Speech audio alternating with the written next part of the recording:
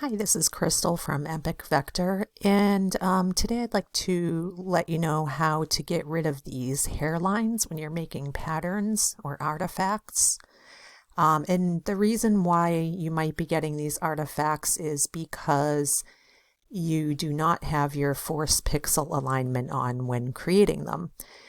So I don't think you can fix this after the fact. I might be wrong about that, but basically you just want to make sure, just like with your PPI and DPI, that you put the correct PPI or DPI before you start your design.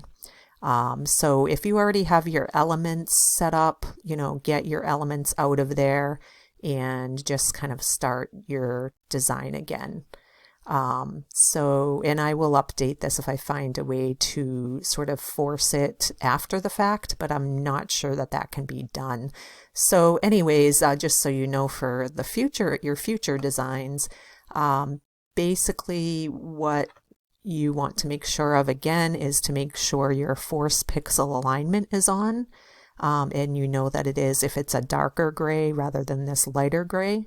And then you also want to move by whole pixels, because if it's not in, if your design does not lay in an entire pixel, it's only lying in half of the pixel, then that's what's going to cause this artifact. Now you can see I have this on, and I'm just going to go ahead and tile this just to check my work.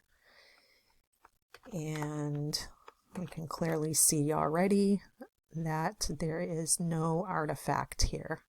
So I hope this has helped you, and thanks for watching.